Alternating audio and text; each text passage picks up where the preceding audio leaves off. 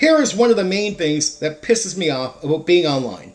Running into military players and military game masters that act like my behavior is alien to them.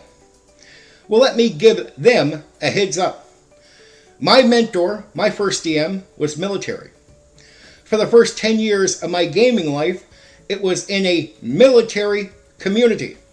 And I ran games for military players. Players that were in the military, right? So my attitude comes from military gamers.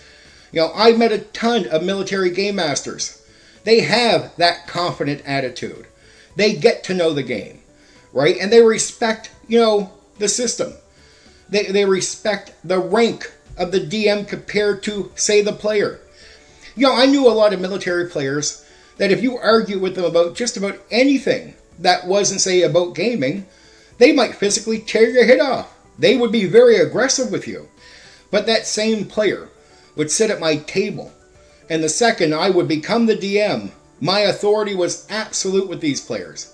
They were amazing players. Not all, but the majority were. I loved that experience, seeing guys that I knew were tough as nails, but they had so much respect for the game that many nerds don't have. And they brought that respect to the table. They respected the position of the DM. They seen that as a higher rank. That's the way they treated it. I'm the captain. They take orders. That's it. And we have a great time. I don't understand people that tell me that they're military players or game masters that don't recognize, that in me. Even if you don't agree with me, I shouldn't seem that offensive to you. So why do I have some military people that react to me in such a negative way? I saved entire communities of nerd gamers. They would have multiple game masters. They have a place where everybody would go to meet up in multiple games. The games start falling apart because people started, coming with attitudes. So what do? I bring a bunch of military people down there that are going to be very confident people, and I know are going to be taken serious, but they're going to sit down and bow their head to the game master. They're going to bring order to the table, and they're going to influence the others. And it worked. It worked several times where I would save groups or save a table going, hey, you have a neighbor that I know that's in the army. I know that player. Let me get him to your table.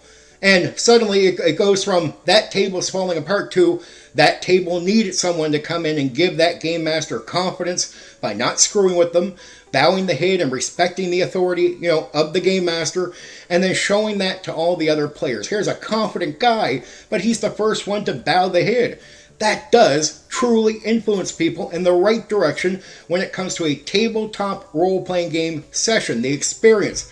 So I've turned to these people, all my life, for gaming, for helping with gaming. And I find it to be very disappointing to get on here and run into a few military people that react to me the same way some misinformed nerd reacts to me. What I don't see online are military people that want to bring order to the chaos. Military people are some of the most honest people I have known, at least in-person gaming. But on here, there are content creators that I know are, retired military or retired Navy, and they fucking lie their asses off. They're a fucking disgrace. They bring chaos to the order, not the other way around. I would not want to be associated with them if I wasn't in the military and worried about what, gamers might think of military people. I would not want that person to represent me. But guess what? There are some influential content creators that are military that act like jackasses. And they do, in a way, represent the military to many nerds in the hobby. I have a mission for military people in the tabletop role-playing game hobby that see the relationship between the players and game masters has been degraded over the years. So here's your orders.